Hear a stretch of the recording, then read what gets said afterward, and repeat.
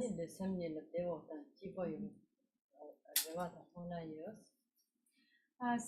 welcome back to all of you who are here before the lunch break.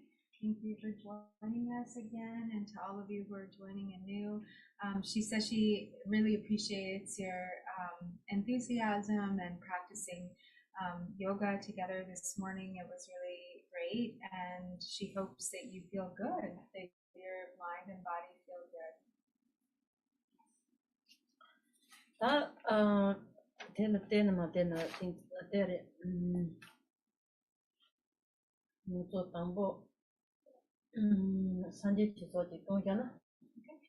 first we'll do some opening prayers. We'll just do the abbreviated prayers of refuge and deep or immeasurables.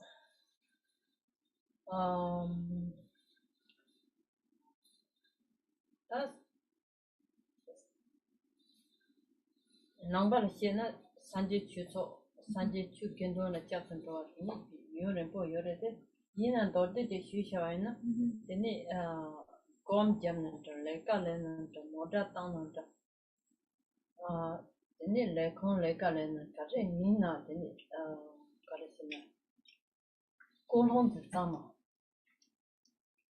Kolon Sama Goya Ketchin. Kansina the Kolon Sama, Sem de Yaponeak.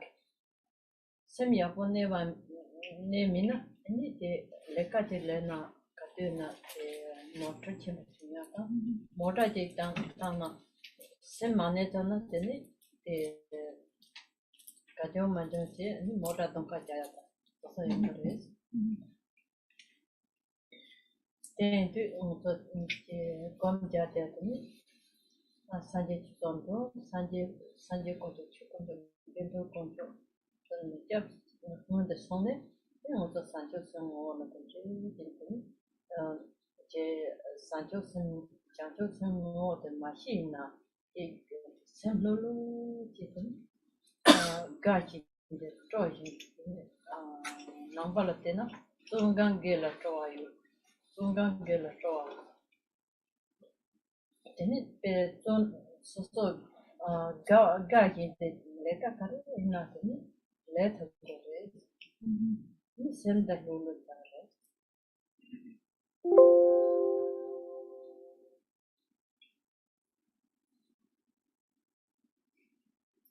So she said, so we'll begin by chanting refuge together, but and for many of you, you've been Buddhists for a long time, so you know the benefits of going for refuge. But in general, it's always good to be reminded, she said, that when we, really whatever it is we're doing, whether it's meditation, whether we are going to work, whether we're driving a car, really in any activity, it's good to remind ourselves to direct our intention in a way that is positive, that's wholesome and positive. Because then if we have like a pure-hearted intention, then the mind can rest and we can be present, because we can be at ease and we can be present. And this is really important in any activity, because if the mind can't settle, if we're agitated, then we won't be able to really do whatever it is that we're doing well. And it's possible, that we might make mistakes. And say, for instance, with something like driving a car, if we're really agitated and distracted and we're driving a car, then we could like get in an accident and we end up, putting ourselves and others at risk. So when our mind is in a kind of pure, wholesomely directed state of intention, then generally it helps the mind to settle, to be present, to be undisturbed. And so this is also part of why we always begin everything by directing the mind toward refuge, toward the intention of refuge, taking refuge in the three jewels, especially at the beginning of meditation. So we take refuge in the jewel of the Buddha, we take refuge in the jewel of the Dharma, we take refuge in the jewel of the Sangha. And first cultivating that pure intention, then we look inward directly at the essence of our own awareness, of the nature of our mind. And if we if we don't know how to rest in awareness and the true nature of awareness, then we incline our intention toward virtue.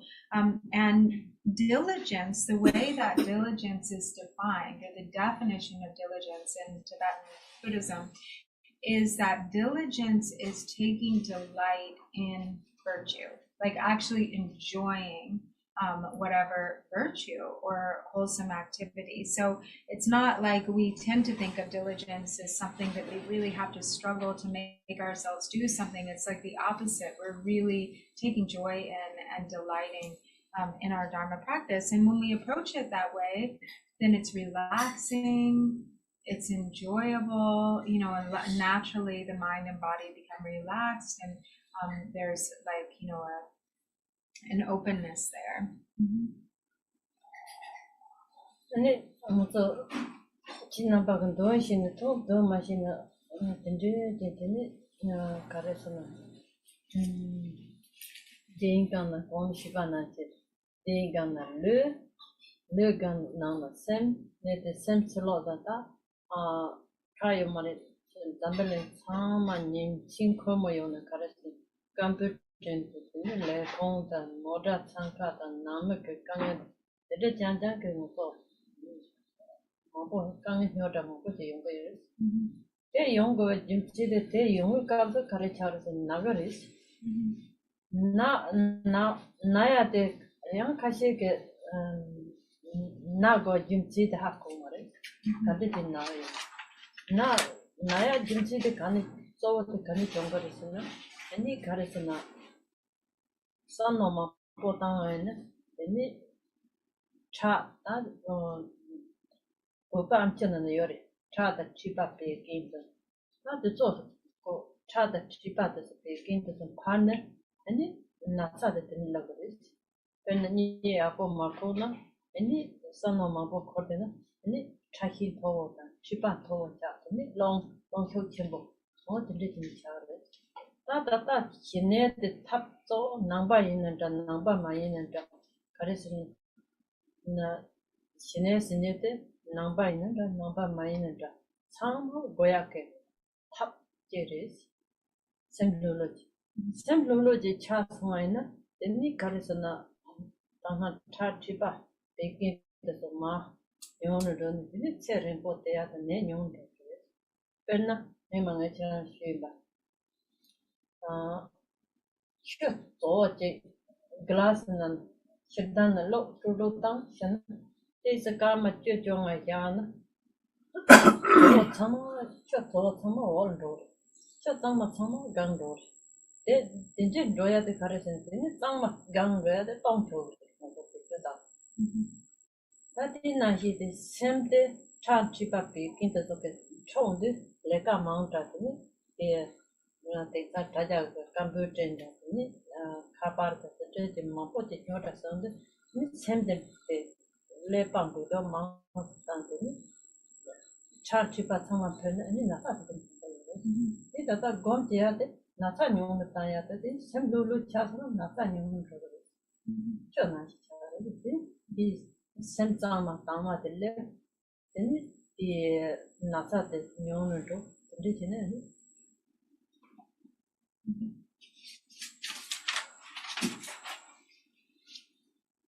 So she said, you know, this is really, when we meditate, it's really the same as what she was emphasizing when we were practicing the yoga, which is kind of the mind and the body coming together, meaning, you know, we're sitting, our body is sitting, you know, on the cushion, and we want our mind also to be there with our body. So we're sitting and we're present with this action of sitting.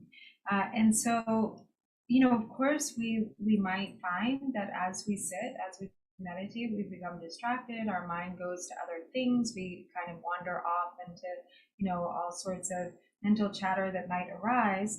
And that's okay, that's understandable, because our lives are so busy. Ordinarily, our mind is so active, and we, you know, when we're not used to letting the mind rest with that kind of stillness. And so it requires, when we notice that we've been distracted, coming back, to present awareness and just watching that natural process of the mind settling, as we gradually become more and more capable of being really present. But because we've been so, our lives, especially this like very fast kind of pace and that we presently all experience in society, with so many distractions, so many demands, computers and all these phones and devices and lots of responsibilities, that there's a real disruptive quality that this has to our body-mind system. And so in Tibetan medicine, they often speak of the three humors. So these are blood, bile, and phlegm, or sometimes wind, blood, bile, and wind. But sometimes instead of blood, they say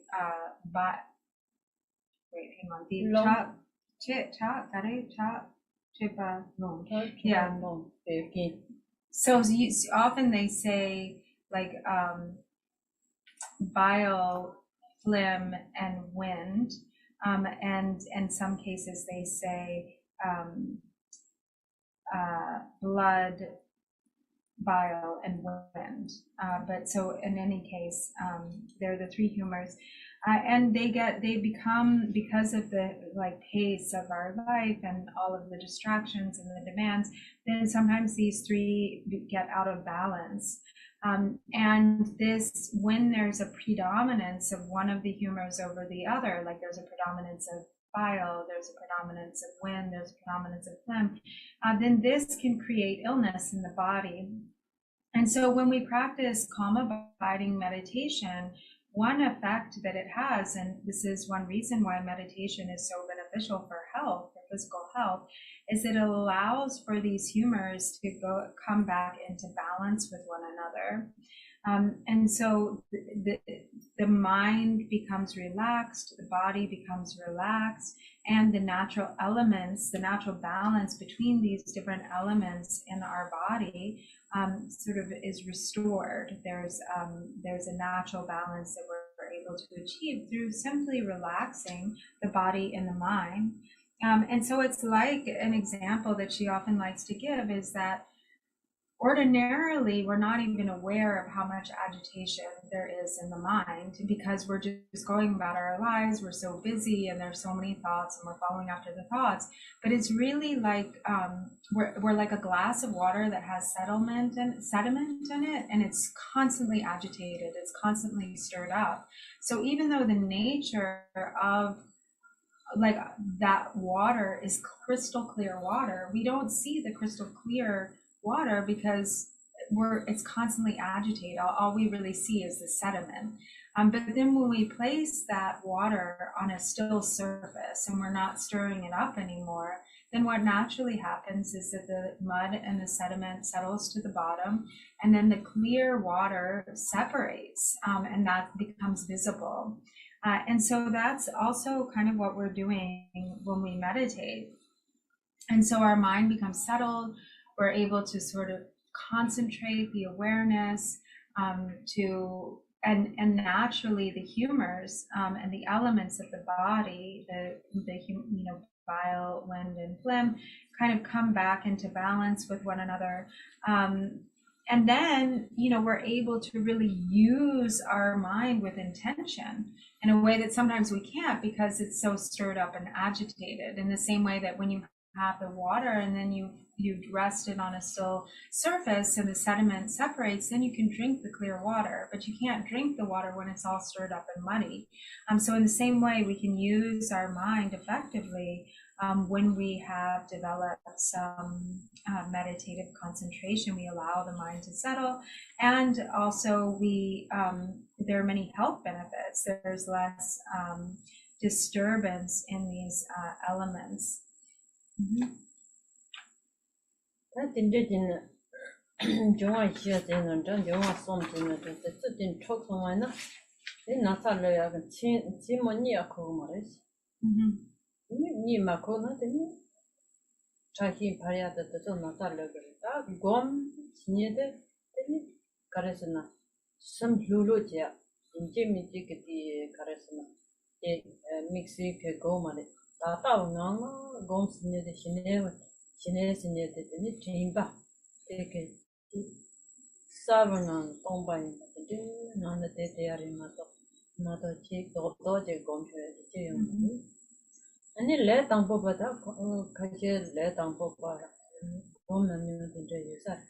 Then they let on Boba the two Tonton urine for death of Marine, Samson the Moto, Sam the Gina she shot there. Tibet Kamba the joke in the Gyon Gawan Kansa the Tata Satamato, Tulu de Detamara, also Zopo the Tindija there that same take and Zabel and Korajato. Then you report them at the Sabo Tony in a penna, Tony in a summer town, is a lot of mountain. Yeah, let's on some day, Kimba Maji, Donani, there. Really, mother, Dodo, JJ, Computer, the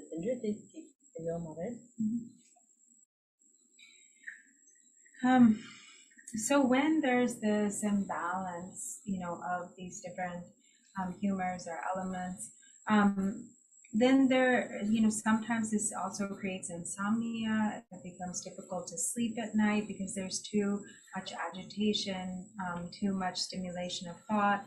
And it can cause, for instance, heightened blood pressure, and a whole host of different health problems can arise from this sort of imbalance. And so it can be really beneficial to add meditation to your daily routine, just to give yourself some time to be at peace, to relax the mind and body, and to do nothing but try to attend to your own awareness, to develop mindfulness. And there are various types of meditation, and in particular, in shamata meditation, there are also various different types of shamata or calm abiding practice.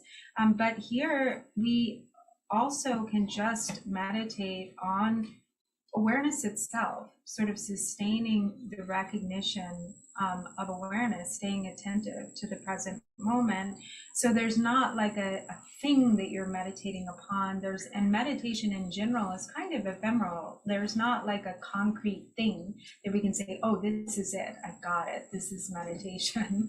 And so, here, and what we're doing when we're just using awareness itself as the object is we're relaxing into just the clear, sort of empty awareness, recognition of what we refer to sometimes as a union of clarity and emptiness. And for beginners, it's more difficult, it's especially difficult to sustain this kind of attention over a long period of time, because we're not used to doing this. We haven't trained this capacity yet. And so the mind is very wild. It's like a monkey. We talk about the monkey mind, right? So she said it's like a monkey in a house with many windows, and the monkey's like running to every window, looking outside the window, right? Just completely unable to sit still. So it's kind of like that, especially in the beginning. And so in that case, sometimes we can only sustain sort of short periods of awareness and meditation. And it might be helpful in that case to use an object, to give your mind an object to sort of keep the attention tethered to, such as the breath. And then if that's more helpful, then you use your breath as your object of attention. So you're aware of the in-breath as you breathe in, you're aware of the out-breath as you breathe out, and then that becomes an anchor for your attention. But in any case, the point of the meditation, what we're doing is we're simply sustaining mindful awareness. And when we forget, when we wander off and the awareness slips out, we come back. So we train in not forgetting to be aware. So, that Gomjadena dena reres, any Sagana dena rerika, any Depakapsala, any Jabhin at the Gomjagan dena the Dendo Maeva, Dinka dena the Dendo Maeva, Tuto the Tambo to Degores, Pansnata, Le Nahan Chudon than the Yuri, Napana de Chudon, in the rock that you are not in Zopote. That children that the death and daily them and Uhokala, Sharpos, the digitana Sharpos, Lada, Uhokala de Sharpos. Chair pose. Yeah, the Dena daily, the Nikarisna Zopo the kinds in Gomja de Casa, Zopo the Lulu, Zogjamate, Namate, they were carried. The Gita the Jampo de Devana. Any Karisna stem cell wachaya, Lutran, same chance, Lutran, Tata, Tasson college, Yora, and do Tasson college to the Trampocha, then same Lutran, Satan, same chance, and did South shouted. Tematoyan, that trains animal, zapping by the Katanga Lake, the summer township. Then Lulu the child Trampo di Madenation, ni Kuyake, Tomoke Chebora, ni Kuyake Nikayore, and they make the make them not Hajanket and shoot some of my not the Latana, them make the Yani Kudan Ya, Ripa Sang, and it walked on in a motor and Jutanga Yora in a shook chimbo. My but automatic Yora. What to do the something? Young sir, Jindala, some of course, young answer, some of that. What did they are Kentucky?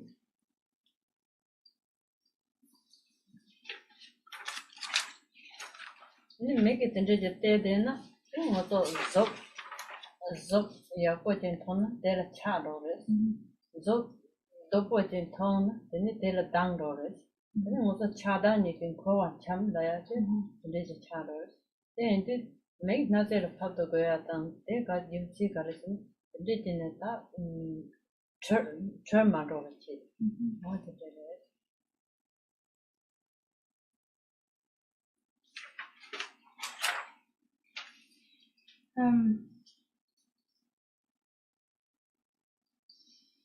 So then, as far as the posture of meditation, the most important thing is that we want to have a straight back. So we want, to have like our body, however it is we're sitting, whether we're sitting on a cushion on the floor, or we're sitting in a chair, we want to have a straight spine and our kind of an open chest and a good posture.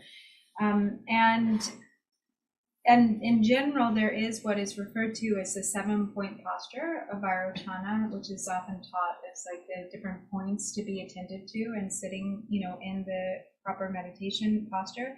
The first of these, just for a quick overview, the first of these is that the legs are folded in either the lotus or the half lotus, or just like, comfortably crossed, as we all are. Or if you're sitting in a chair, that's okay. Also, you sit in a chair, but if you're in a chair, you're not like leaning back, against the chair. You want to have like your body straight. But it's really important, she said, that you're sitting in a way that's comfortable, that you're comfortable when you meditate, that you're relaxed and you're at ease and you're comfortable. Because if you're in pain or if you're struggling, physically, then you won't be able to meditate. So really important to have physical comfort, but also alertness. So you're not like overly, you're not collapsing into the, chair because then, you know, you won't be able to meditate either. You really want to have a straight spine. And then, you know, when the spine is straight, it also helps to kind of bring clarity in the mind.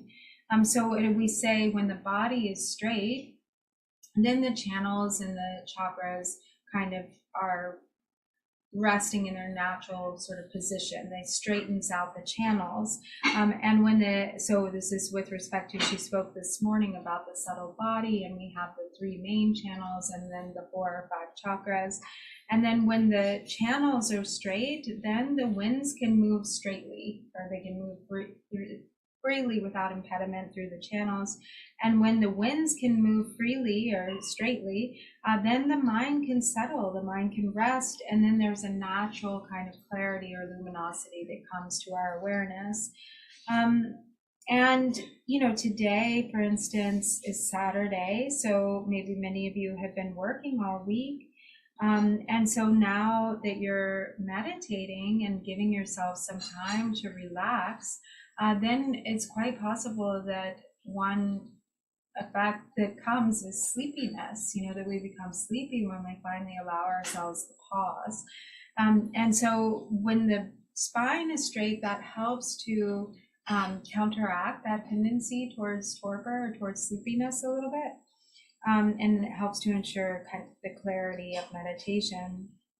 And then secondly, there's the gaze. So we, you know, ideally, you know, we maybe not closing the eyes completely, but also not having the eyes completely open. Often we say that the gaze should be cast down, sort of off the tip of the nose, just in front. So it's like the eyes aren't completely closed, but they're a little open, but not completely open, not completely closed. If we close all the way, then again, this can kind of foster a bit of sleepiness. So the eyes being a bit open slightly can also help in clearing away that sloth or sleepiness that might come. And then if our eyes are too open, you know, if we're looking straight ahead, so much of our thoughts are stimulated by sight, right? So we see forms that we like, and, you know, some judgment or attachment arises. We see forms that we don't like, and then there's aversion and judgment and aversion that arises. And actually, it's the mind of attachment and aversion that causes us to cycle in cyclic existence or samsara. So it's beneficial, really, especially at first, to practice, you know, with your eyes cast down, so there's not a lot of stimulation through the faculty of the eye. And then you want the breath to be natural, just allowing yourself to breathe naturally without manipulating the breath at all. She demonstrated, you know, sometimes there's sort of that yoga breath that people do that's like has some sound in it, you know, like she did it before, but so you don't want to do that. You're not making noise as you breathe. You're just allowing your breath to, you know, to be natural, breathing in and breathing out. Okay, yes. We are beginning meditation.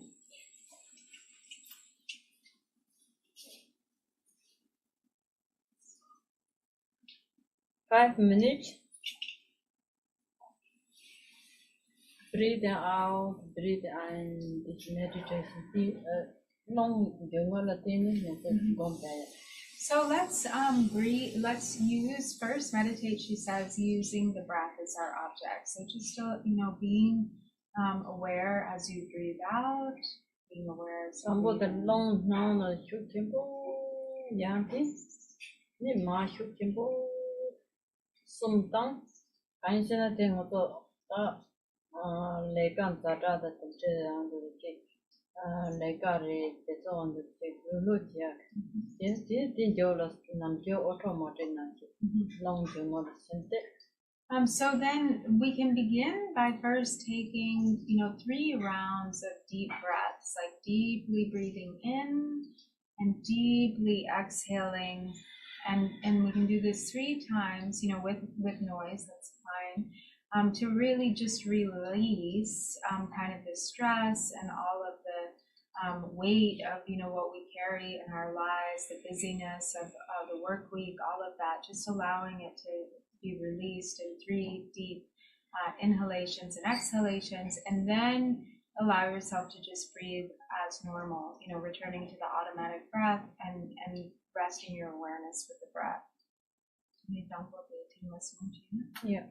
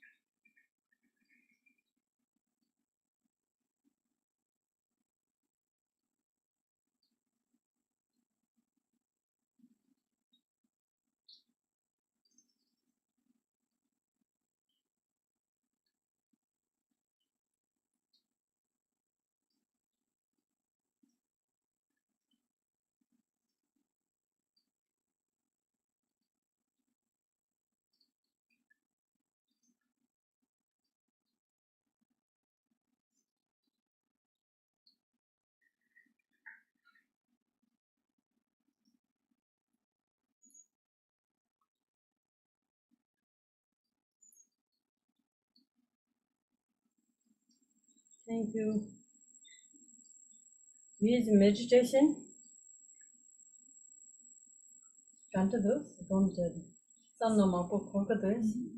So what was your experience? Did people feel like there were a lot of thoughts? I did.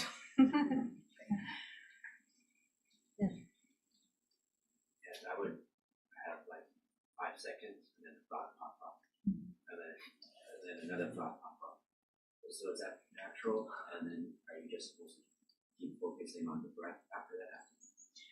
Dini kong di gong gyabe kala dini pena chikchina kechik manna yorawa dini samba chik like do dini yang chai samba chik like do dini di yang rangshin taworere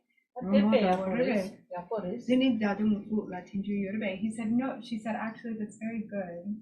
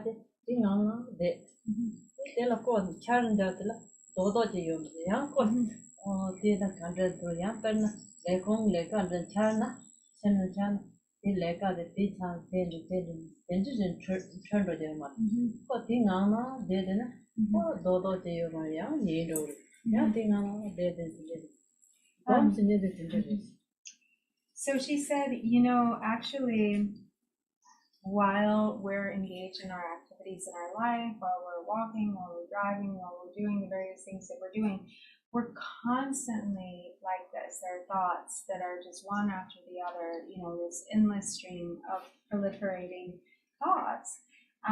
But we don't notice, we don't recognize it because we're just completely involved in the thoughts, right? But when we meditate, the fact that you're seeing it, you're saying, oh, there's a thought, and then there's another thought, that awareness in itself is meditation. So you know, we normally, all those thoughts go unrecognized, but then when we sort of finally, you know, rest, we relax, we turn the mind inward to look at itself, then we start to see, you know, how many thoughts are actually always going through the mind. So that, and eventually the thoughts will diminish, but this is the first step in the process of meditation, is becoming aware of just how much there is in the mind. You know, and actually we, you know, we don't have the chance to recognize and therefore witness the kind of arising and the dispersing of the thought, right? But when we're looking at it, then if we just stay with that awareness, then the thoughts arise, but they also will dissolve on their own accord. And the thing that we're keeping with, so we don't need to block thoughts, we don't need to judge ourselves for having thoughts, we don't have to try to manipulate the mind in any way. We're just simply sustaining awareness. And so we're watching what's happening in the mind. And that process of awareness itself is essentially what we're doing. She said, you know, there's not, like she said before, meditation is not some sort of like solid thing that we can be really clear, oh, this is it, what it is, right? So it's really just a process of building the awareness, being aware of what's arising in that mind without trying to block anything or refute anything. Just staying there, being present with that. And when there's presence of awareness, then the thoughts will arise, but they will also just dissolve on their own accord. the key is not to get caught up in the story, to not just follow after and get caught up. And that's what we do normally in our lives. We're completely involved, and then we're just get on the train of our thoughts, and then we go where they take us. But here we're staying with awareness, and we're watching what's happening in the mind. So rang char rang chos rang char yongor yin ya chigla miya chi yo mare to ron ro ya chi slo la yo mare rang char pen shago na hi shago la ta na shago la no to chal da ite sen char yongor na to so yung ya chi da pa ro ro ya chi yo mare chi kam ba to ron ro ya chi yo mare rang char rang ron ro ne te te nam to kare char so ta rang ta de Koran chagare Koran pamya cha. So actually there's this term that we use, which is liberating upon arising. Like they arise, thoughts arise on their own accord, and they are liberated, they dissolve on their own accord. They just do their thing. And they're self-arising and self-liberating. There's nothing that actually is needed to be done. And again, she keeps using this word in Tibetan, dodo, which is a great, it's hard to, it means like it sounds kind of like a thing, you know, there's no thing there. So we're just, you know, sustaining that attention as the thoughts come and they go. And that is the nature of the thoughts, you know, that they shine forth or they arise on their own and they dissolve on their own. Oh, she said it's like looking in a mirror. So when we look in a mirror, we see the reflection. There's not actually, the reflection itself is not some solid thing. It's just a reflection, and then there's the one witnessing the reflection. So all of the thoughts, whatever that arises in the mind, is like insubstantial. It's like a reflection in a mirror that appears on its own and disappears on its own.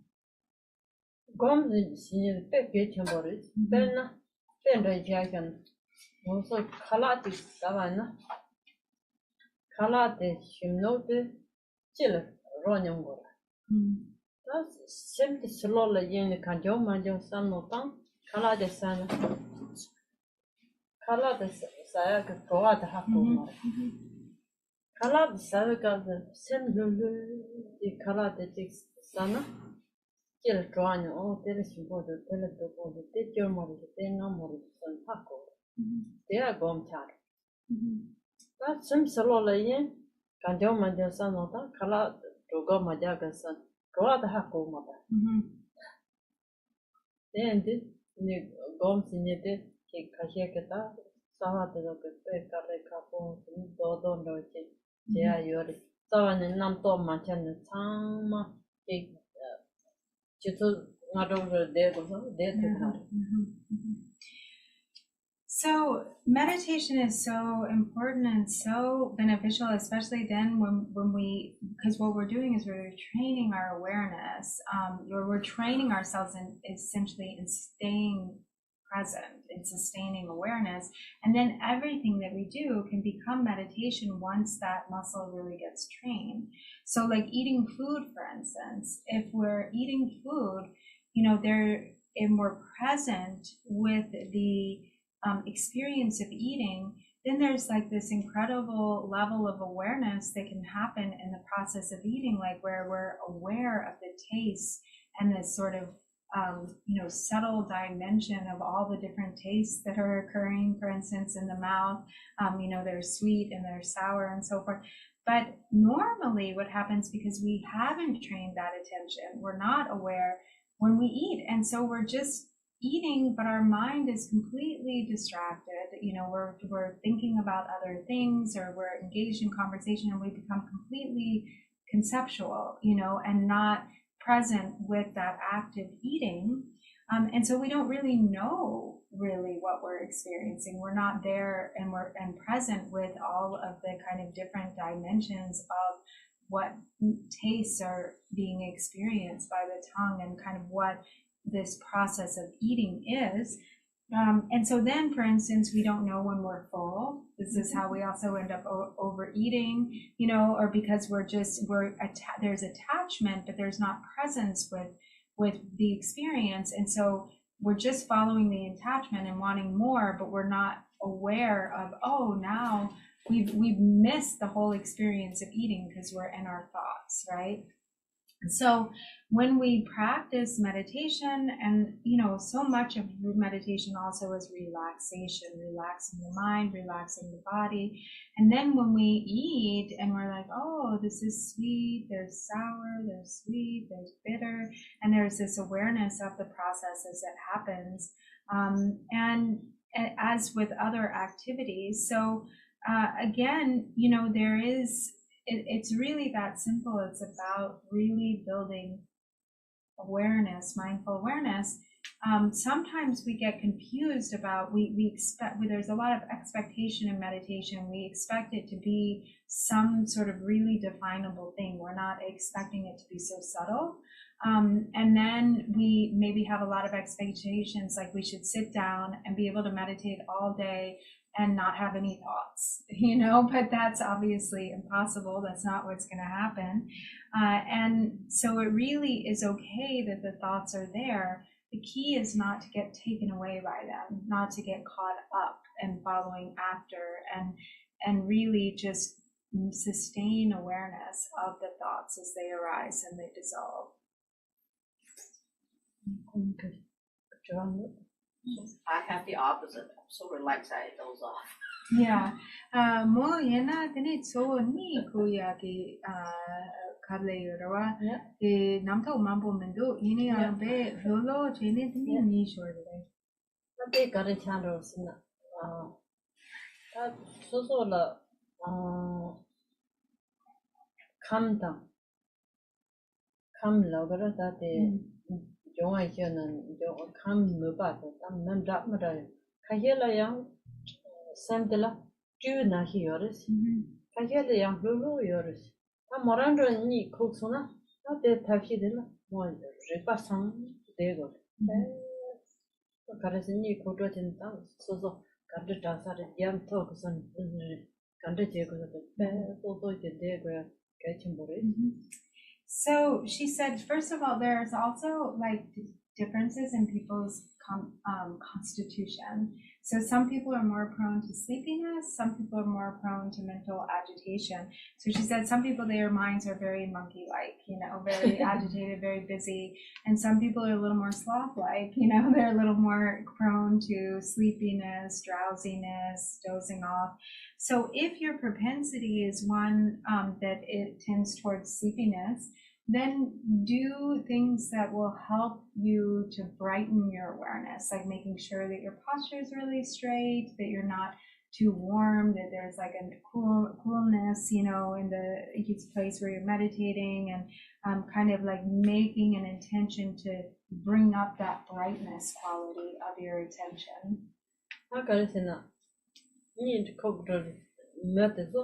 Yeah, repasang, the gin to lot of chitin, get a tampo, the one, in the that they matter, the lot of what you go, and the dirt of the Lolo Tara, ma, me colors. So those who are prone to sleepiness, spine, really like getting your posture so that your spine is completely straight, your shoulders are back, your chest is forward, you really have good alignment. And wearing light, clothes that are light, not heavy clothes, and really having that awareness that you tend to doze off, so brightening your attention some, your awareness some actively. And she said, on the other hand, if you're prone towards sleepiness and you're wearing like heavy clothes, warm clothes, and you're sort of hunched over a little bit, you're just going to fall asleep. So you have to try to counteract this with your posture and kind of wearing some lightweight clothing.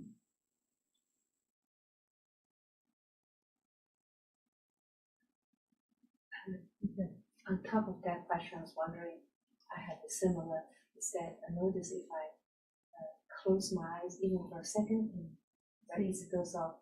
So does she recommend that we always try to keep the eyes open a little bit? And where exactly the spot will be is like for I'm sitting here, would that be that spot on the carpet, or would it be on the floor, like straight or down? Where do I put Down. that spot? North, down. A nose down, Yeah. so Yeah. straight. North. Find the spot here. So. But you're not cross-eyed or anything. You're just, it's just directed down in front of you. Find the spot. Yeah. Dini di pena di la den la chi nena ya boyo jidwa. The Parents of Perna Tinted objects and the end of Yadin, some of the sepon of young couple to take Napondo, some of Tandon trees. Yinaya, or that tell sepon to Napondo couple that did tire money. So she said, yeah, you can, if it's helpful, you can use, as you said, like a spot on the carpet to rest your gaze on. But you also just want to rest the gaze there and not get kind of caught up in thoughts about the spot, like, oh, it's blue and it's, you know, this other color, and like maybe that spot's better, and like, you know. So you just kind of resting your intention on the spot. Can if you find that helpful, it's fine to do that. Even if they both are the Chikaman, Arang, Dambo, the Jigsa, they didn't send nothing, then chat there, they didn't go on this. That is Sanji Shakaman, Conan, Amchal Careta, Kel Careta, and the Bridget Charoka. They did not turn on the coat. Sanjay was supporting to something to non sonata, Yampa, Jimba Jason, Ya, Tigans, the Jason, Yam, they send the Carson, Gom Jatica, Tremjin Tremor, Fluid, fair to look over. I see Matilda Dogger, Matilda Jones, I should have him to Goma for it, and it. Oh, re damien.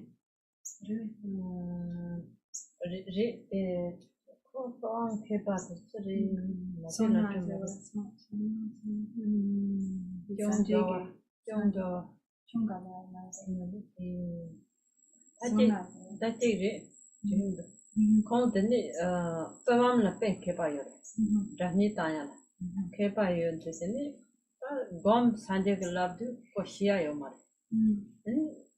Not Gom Chin Jahim and courage Sanjay Mason, Chan, Pavan Kesans, Chan Pavan Keparas, or not Pavan Kepayas.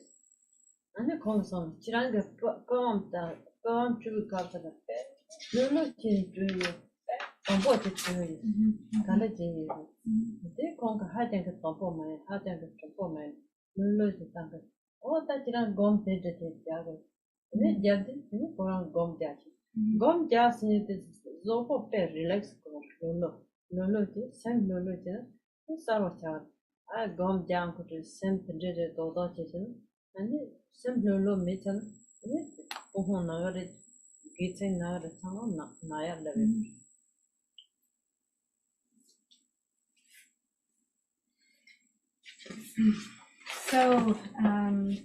So she said another method. So this is another method, not using the breath, not just using awareness, but visualizing the Buddha. So for instance, that's another method we might use, like first look at a statue like this statue, we sort of see the image clearly, and then in our mind's eye, we meditate on a visualized form of the Buddha. But we just, again, it's just something to rest our attention on. So we're not kind of getting caught up in thoughts about it, like, oh, what are the different kind of ornaments here on the Buddha, the earrings, the different, attributes of his like attire, so we're not getting caught up in thinking about it, but we're just resting our mind on the feeling and the visualized image of the Buddha, and that's just where a place for the mind to rest, so that then when we wander off, we come back, right? We come back to that image in our mind of the Buddha. So that's another method. And whatever method that we're using, it's, as is often said, you want to, not too tight and not too loose. You want to find the perfect balance.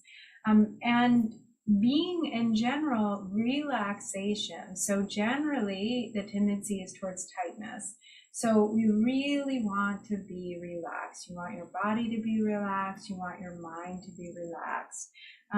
There's the famous story about one of the Buddha's disciples who, before he became a monk, he played the stringed, like piwang, a stringed instrument like the lute, and he was a really skilled musician. And when he became a monk and he was meditating, he had a really hard time meditating. He just couldn't seem to get it right and was having a lot of different sort of struggles and obstacles. So we went to the Buddha and said, I just can't manage to meditate. And the Buddha asked him, tell me, you were a piwang player, and before you became a monk, yes? When you played the piwang, how did you make just the right sound come out of the instrument? Were your strings very taut, or did you have to make the strings very loose? And he said, well, no, not, they're not, the strings can't be too taut, otherwise there won't be a nice sound. They can't be too loose, otherwise there won't be a nice sound. But you have to find the right balance between tight and loose, and then you have the perfect sound that comes out of the piwang. And so the Buddha said, exactly, that's how you want your mind to be, finding the perfect balance between attention, attentiveness, alertness, and the tightening of awareness and the relaxation. So you need to find the perfect balance. And so then he went off and he meditated, and he really got it, based on those pith instructions. So that's how we always also want to meditate. And there is a tendency sometimes, we want to have the discipline to sustain awareness and not just wander off into our thoughts, but we don't want to get too tight, too overly rigid. Very important, she said, to have this relaxation physically, relaxation in the mind.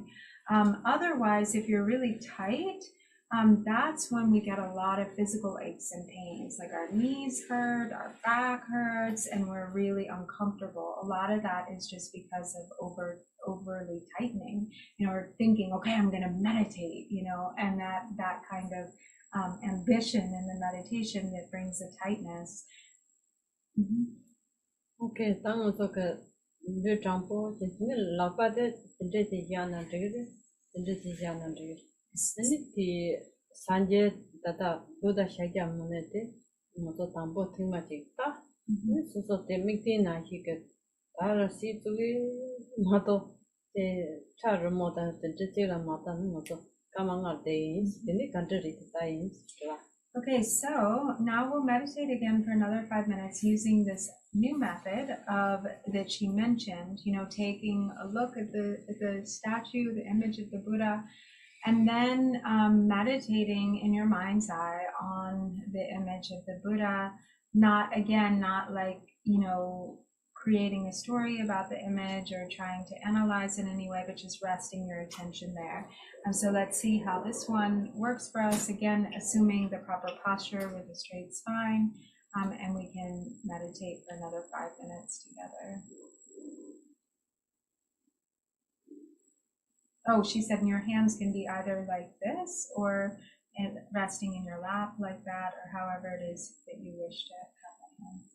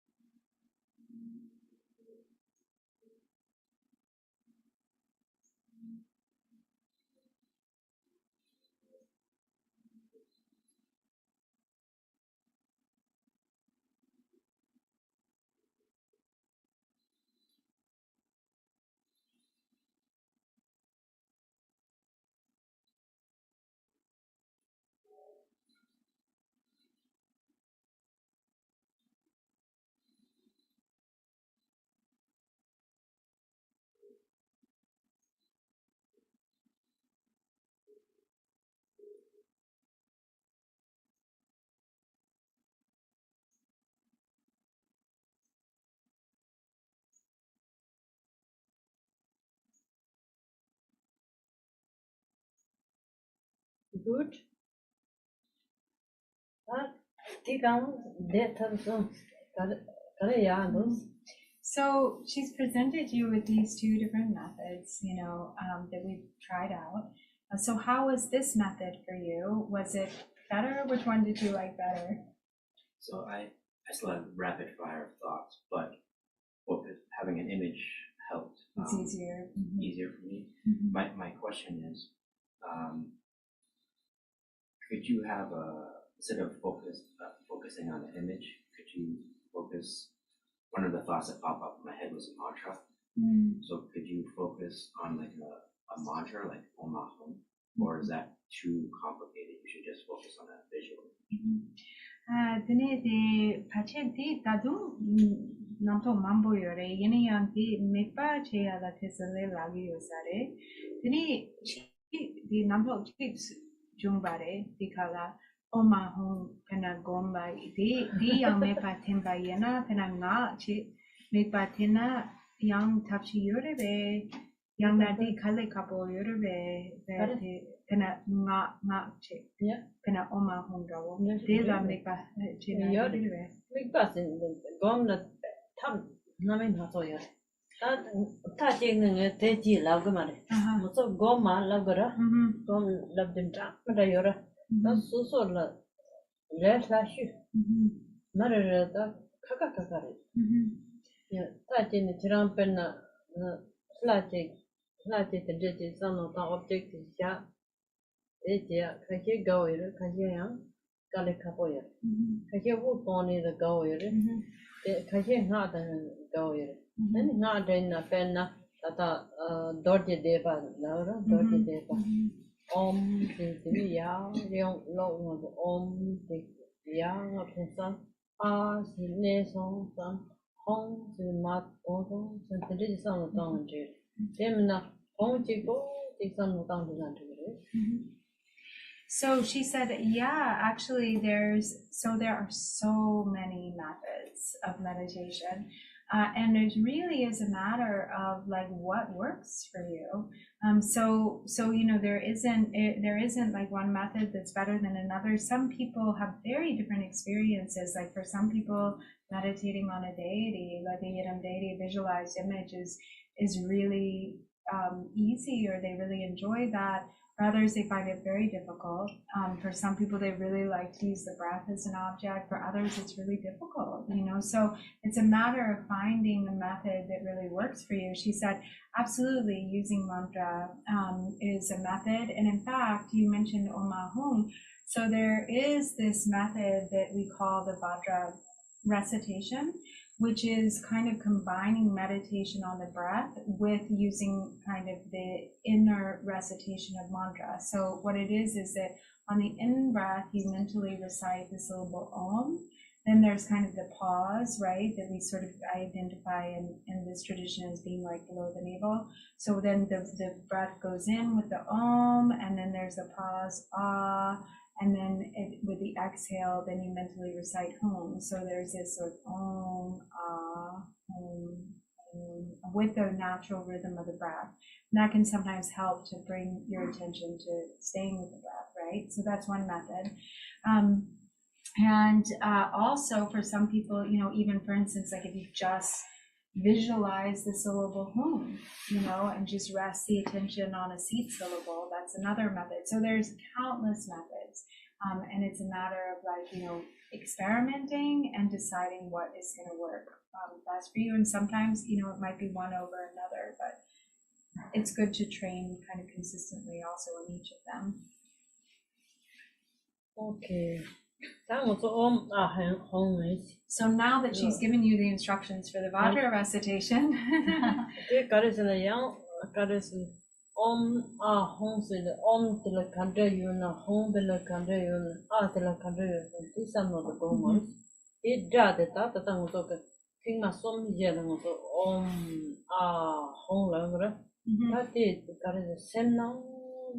long yang of the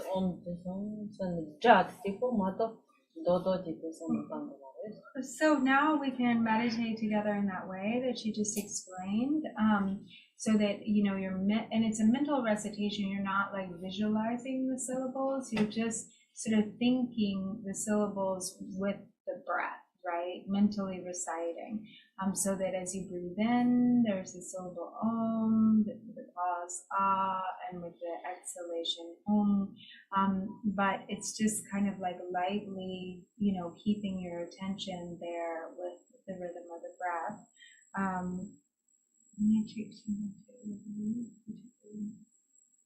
Okay, together 3 minutes.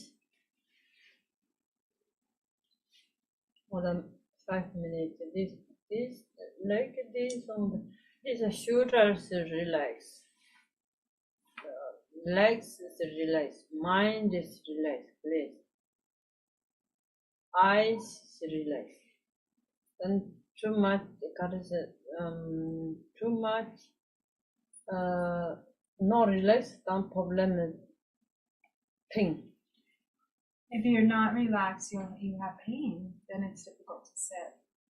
This the legs and little bit is this on the no problem. You can move a little bit if you have pain. You don't have to feel like you can't move. Okay. Om. Hum. So she did say she was gonna say out loud at first a few times. Hum. Om. Hum. Now you can just mentally recite as you breathe in and out.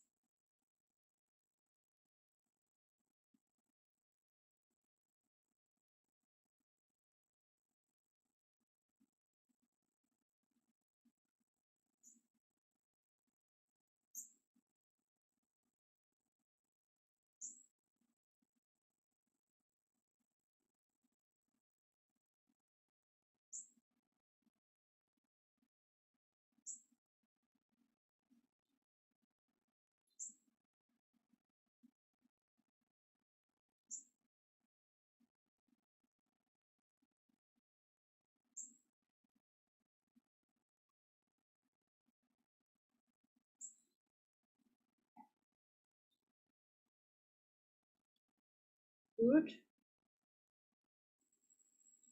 Bit better. How about Wow. that one? Oh, and this is very good. This Gatin budget says robotic songra. Marana pe Gashunane. Kansana Gonda Mania Casarasi. Some of the Leka Mambo, some of the corner. Ma needed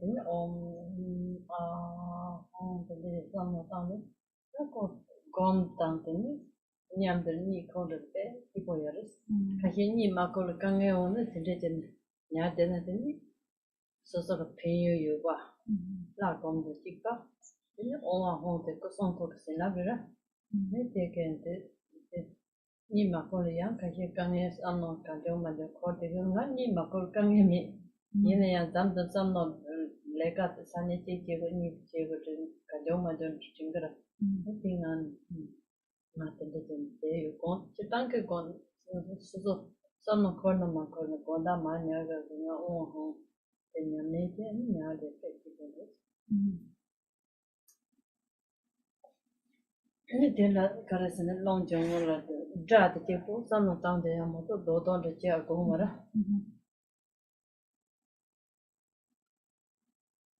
So she said, actually Garchin Rinpoche says this is one of his favorite methods, and that as he goes to sleep, that he always, does this Oma Hung recitation because it's a really, so sometimes, because the mind is filled with like responsibilities or what we did throughout the day or what has to be done tomorrow. So as one is falling asleep, so he says, just mentally reciting Om with the in-breath, Ah with the pause, Om, Om.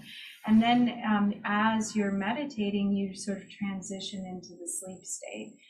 And it's a nice way to transition into sleeping.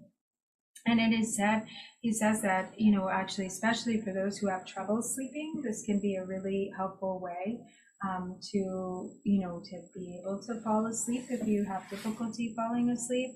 And Drupon says, she doesn't really have difficulty sleeping, but sometimes she, as she's falling asleep, her mind is like, oh, I have to do this tomorrow, I have to do that tomorrow, or there's kind of like different things, just kind of spinning about in the mind. So it's a nice way to instead just kind of go into a meditative state and then to fall into the sleep state.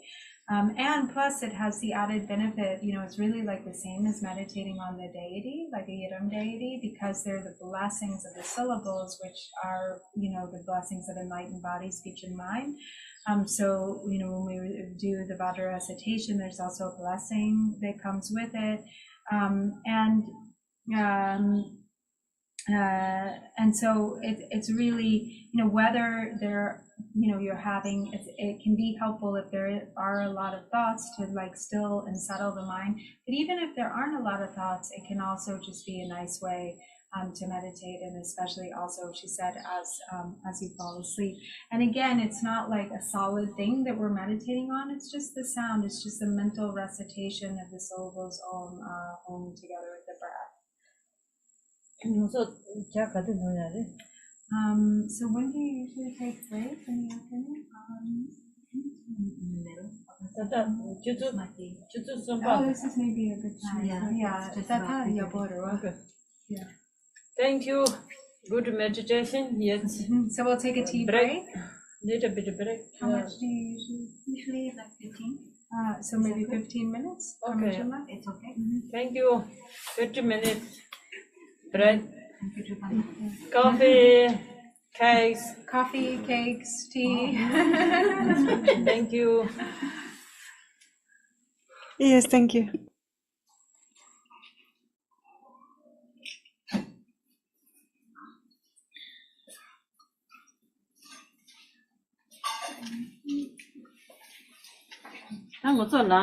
yoga